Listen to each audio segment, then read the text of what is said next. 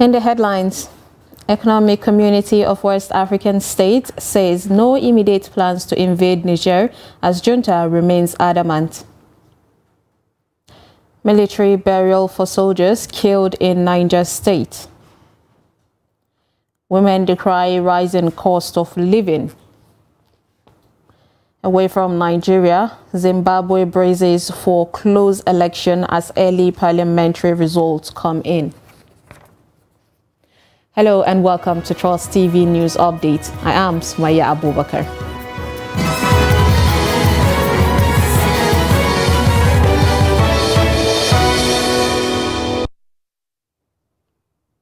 Thank you for joining us, and now the details. The president of the Economic Community of West African States, the ECOWAS, Omar Touray, says the regional organization has not declared war on the people of Niger Republic, nor is there any plan to invade the country. Addressing journalists in Abuja on Friday, Touray says that the use of military force is not being used in the coup-hit West African nations, noting, however, that scales of sanctions had been activated, including legitimate force. He said ECOWAS is hopeful that all diplomatic efforts will yield positive action on the part of the junta as preparations continue to make the force ready for deployment in case it becomes compelling to such force. The president insists that the 3-year transition of the junta is unacceptable, urging the military to return to the civilian rule as soon as possible. Niger has authorized the Mali and Burkina Faso's armed forces to intervene on its territory in case of an attack, the country said in a joint statement on Thursday. A possible sign the junta in Niger plans to keep resisting regional pressure to stand down. The main West African bloc, ECOWAS, has been trying to negotiate with the coup leaders, but warned it is ready to send troops into Niger to restore constitutional order if diplomatic efforts fail. Any escalation risks further destabilizing the insurgency-torn region, as Niger's junta-led neighbors Mali and Burkina Faso have said they will back Niger if any conflict with ECOWAS.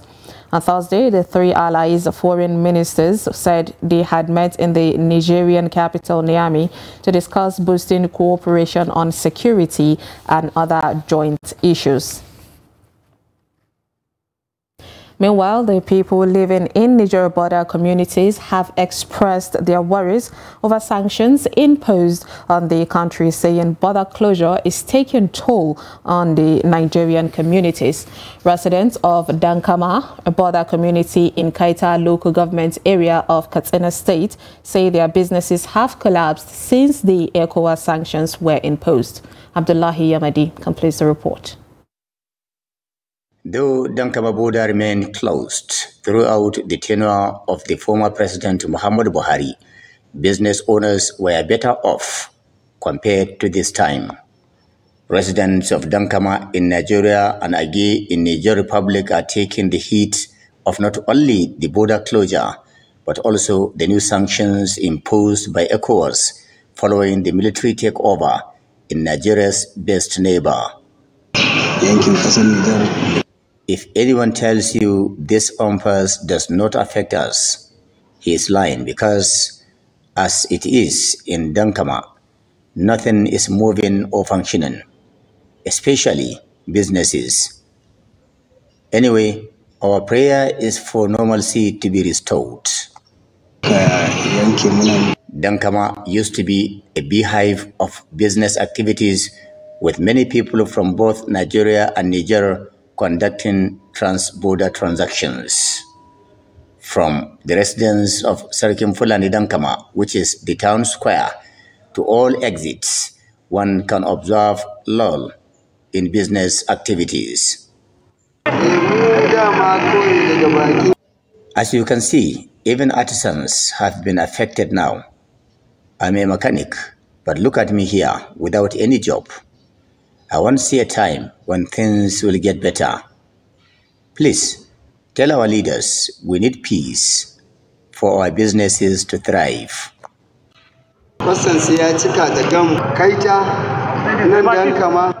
By mere looking at me, you know things are not normal. My business and other businesses in these border communities such as Dankama, Jibia, Kwangolam, Babamutum, in Jibia, Keita, Mayadua, and other local governments have collapsed. However, security operatives were seen patrolling the control posts, enforcing the border closure. Journalists are interrogated and barred from filming security personnel, and the border control post, which has been taken over by these trucks loaded with food items stuck here en route Niger. The drivers say they have been here for over 3 weeks without any good news to warrant their possible crossover to Niger, even as the security operatives say they are doing their job.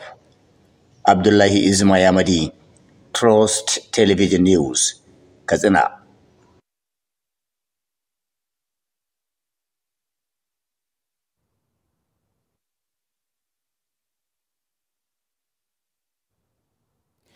Senior military officers and their families gathered to bury at least 20 officers and soldiers who were killed in action by terrorists in Niger State.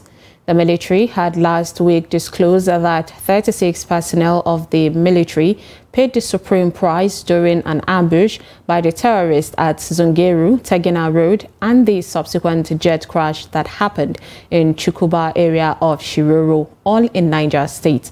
The Minister of Defense, Abubakar Badaru, and his counterpart for State, Bello Matawale, as well as the Chief of Defense Staff, General Christopher Musa, and service chiefs are attending the funeral rites at the military cemetery in Abuja.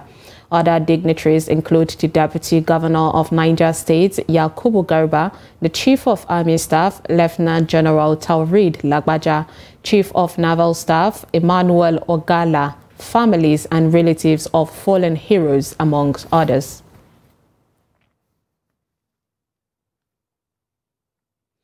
Bandits suspected to be headsmen on Thursday night killed 2 customs men on patrol along Dankigari or Daikingari Koko Road, who were buried after a funeral prayer at the premises of the Sir Yahya Memorial Hospital in Birnin Kebbi. According to a press statement made available to newsmen by the Chief Press Secretary to the Kebbi State Governor, Ahmed Idris, stated that the Kebbi State Governor, Nasser Idris, described the development as pathetic. The deceased Abdullahi Mohammed, Customs Assistant 2, and AK Shehu, Inspector Customs, were killed early Thursday morning on Laikengari Koko Road while on patrol. The bandits, according to the statements, after attacking the team on patrol, made away with one of the deceased AK-47 rifle. The governor, who was represented by the secretary to the state government, Yakubu Bala Tafida, commiserates with the deceased immediate families and as well as the Nigerian Customs Service, and assured that the state government would provide necessary support to the deceased families. Governor Idris assured all security agencies working in the state of government's continued support for their operations and intelligence gathering in the state towards bringing bandits' activities in the state to a halt. Meanwhile, the state command of the Customs Service, through its pro, Mustafa Mubarak, said the attack has thrown the command into mourning. Nasarawa State House of Assembly has said that 12 people died in a boat mishap at River Kogi, Kongora Company in Arikia Electoral Ward of Lafia Local Government Area of the state on August 20th. Speaker of the Assembly, Ibrahim Abdullahi, made this known during an emergency sitting of the House on Thursday in Lafia. Abdullahi condoled with the state and Lafia local government over the unfortunate incident. He also condoled with the bereaved families over the death of their loved ones. The House urged families and the people in the state government to bear their irreparable loss. He prayed God to forgive the victims their shortcomings and grant them eternal rest. The lawmakers later observed a minute's silence in honor of the departed soul. The national chairman of the All Progressive Congress, APC, Abdullahi Ganduje, has assured the party faithful that the family problem arising from the announcement of new National Working Committee, the NWC, and zonal officers will be resolved amicably. At the end of a meeting with the governor of Kogi State, Yahaya Bello, held on Thursday behind closed doors in Abuja, Ganduje told journalists that all differences would be rectified. The APC chairman also expressed optimism in the ability of the Kogi governor to deliver the state for the party in the November 11 governorship election. Bello reaffirmed his confidence in the party's leadership, insisting that the APC would retain the state. You're watching News Update on Trust TV. Coming up, why Lagos residents reject handouts as palliatives. This and more after the break. Stay with us.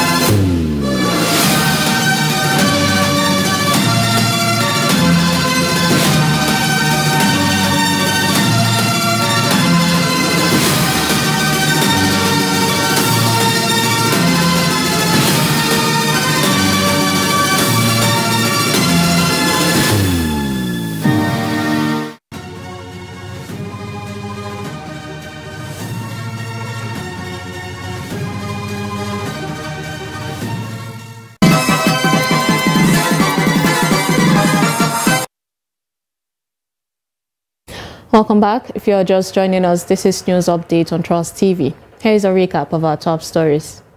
Robochu Economic Community of West African States says no immediate plans to invade Niger as junta remains adamant. And military burial for soldiers killed in Niger, in Niger State, beg your pardon.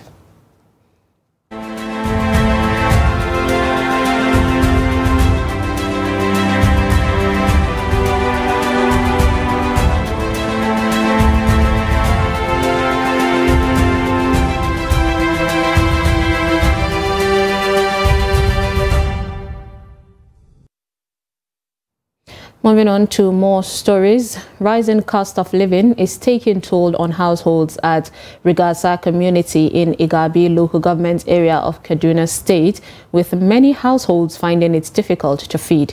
Housewives whose husbands are either unemployed or doing menial jobs are experiencing hardship as they cannot cater for their basic needs. Trust TV's Bello Musa, who visited the community, reports that due to the high cost of living, many are sick but cannot access medical care due to the financial constraints. His report. Rigasa is a community with a sizable population, and most of the inhabitants are low-income earners. The recent subsidy removal triggered rising cost of living, subjecting many people to hardship. Women in Rigasa community say they are at the receiving end of the fuel subsidy removal since their husbands can no longer cater for their needs. We are in terrible situation due to rising cost of living, so we find it difficult to feed our children. Most of our husbands don't have work now. My husband is a salary earner and I have 7 children as we speak. I don't have foodstuff. Malama Mariam lost her husband barely 40 days, and prior to the death of the husband, the house they live in collapsed due to excessive rain. She is now squatting with neighbors. It is my younger brother that is helping in building the room for me. The room collapsed before my husband died. I live on charity from relatives and brothers who help me to cater for my 5 children, and they don't even go to school. The condition of Salamatu is like Mariam's. She lives in a room given to them by a good Samaritan in the community to stay without paying rent. The roof is without ceiling and the floor is muddy, and they cannot sleep when it rains because of the water coming from the roof.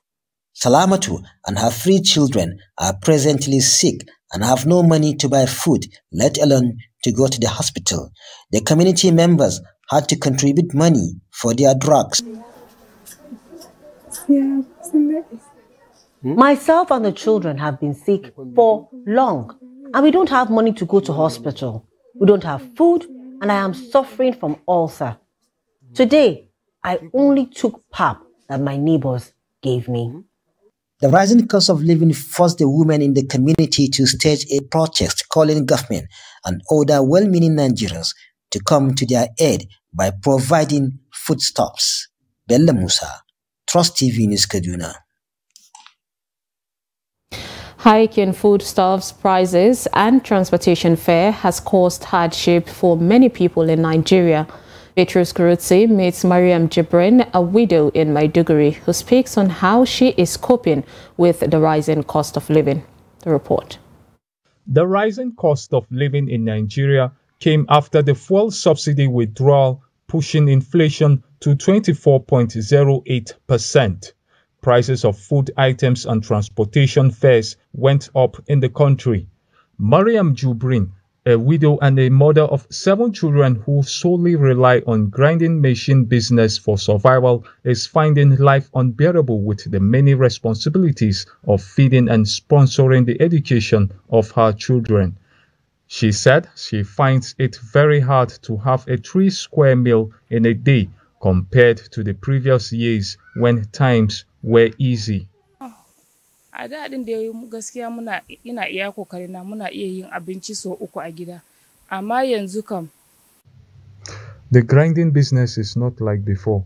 I hardly get customers these days because prices of things have gone up.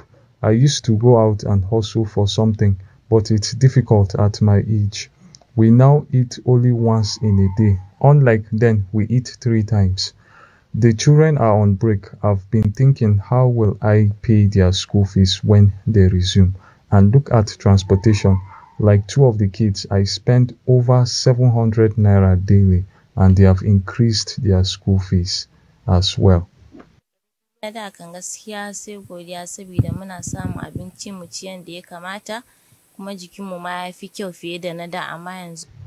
All I will say is thank God so much, because now everything has increased. Even ordinary water that we buy from water vendors, the money has increased.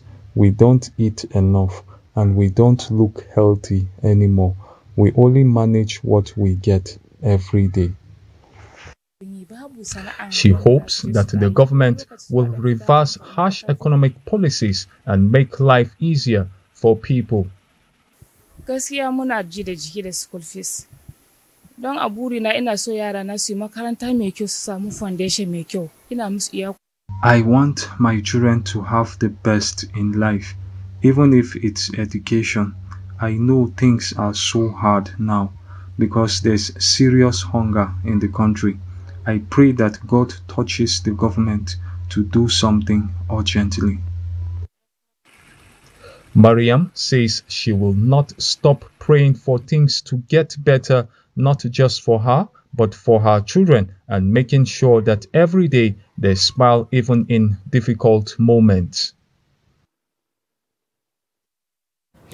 The rising cost of living occasioned by fuel subsidy removal made it imperative for the federal government to approve the sum of 5 billion naira to each of the 36 states of the Federation and Abuja.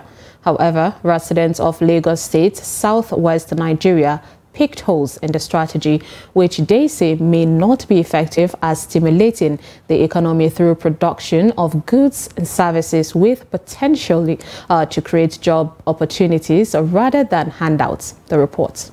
A cross-section of respondents in Lagos say though provision of funds to support the state governments in cushioning the effects of the fuel subsidy removal is a welcome development, Prioritizing production against consumption would have been a long-term strategy to deal with the situation. To me, the way I saw it is they gave governors money. They just dragged their money, because how many people they will share the money? The governor that he will share that money, it will not share more. It will not share more than 3 million. The one that has the feeling of human being, the citizen. The rest, they will take it away. They will loot the money. So that is the way I see it. So sharing of money, federal government should take it upon. My advice to the federal government is that they make sure that each community in every state be a part of this innovation, be a part of this money. In so doing, in that community, the poor masses living in that community will be able to get their own share than giving it to the ones who are at the top, and then we all hear cock and bull story that money was nowhere to be found again. That's my own take. Others say providing a long-term solution to the effects of the economic policy option through citizens' empowerment for productivity is essential to mitigate the impact. Our mothers and daddies that are at home that don't even have a bank account, how about they go to disburse the money? That's the issue. To me, it's just a waste. It's a waste. What the government should have done is to bring down the cost of living, bring down the cost of transportation, and all this. Then you're good to go. Then the money is just for governors and all these people to for it. Then nothing can come out of that. The respondents, however, urged the federal government to work towards reducing the pump price of petrol so as to encourage local manufacturers as a way of discouraging importation, thereby bringing down the cost of goods services in the country. On the international scene, early parliamentary results in Zimbabwe showed the ruling party and the main opposition neck and neck on Friday after an election in which President Emmerson Mnangagwa's ZANU-PF party was widely expected to maintain its 43-year grip on power. Presidential results have yet to be announced after Wednesday's vote, which was extended into Thursday in some neighborhoods due to the late printing of ballot papers. Mnangagwa, 80, is seeking re-election at a time when the Southern African country is grappling with soaring inflation and high unemployment. His main challenger is 45-year-old lawyer and pastor Nelson Chamisa. The government and the Electoral Commission have promised a clean election, but some political analysts have said it is likely to be heavily skewed in Mnangagwa's favor based on his party's history of using state institutions to manipulate results. Police sealed off roads around the election results center on Friday morning, and members of the public were being stopped for questioning, a Reuters reporter in the capital, Harare, said. However, results announced so far by the Zimbabwe Electoral Commission showed ZANU-PF winning 38 parliamentary constituencies and the main opposition party Citizens Coalition for Change, CCC, winning 32 out of total of 210 single-member constituencies. In the highest profile loss yet for the ruling party, the Electoral Commission said on Friday that Finance Minister Mutuli Kube had lost his parliamentary contest to a CCC challenger. And finally, in sports, the chairman of Eyimba Football Club, Kanu Nwankwo, has applauded the Abia State Governor, Alex Otti, for his unflinching support to his club since he assumed office. The FIFA ambassador made this commendation on Thursday while interfacing with the players after inspecting upgraded facilities at the Eyimba International Stadium, Aba, ahead of the CAF Champions League second leg first round tie on Sunday. Kanu reminded the players of the need to stay focused ahead of the CAF Champions League tie against Al Ahly Benghazi. The former CAF Footballer of the Year urged the People's Elephant supporters and Nigerians at large to come out en masse to cheer the team to victory. Enyimba need at least a 2-0 win to progress to the next stage of the competition. Enyimba will on Sunday take on Al Ahli Benghazi by 3 p.m. at the Enyimba International Stadium, Aba.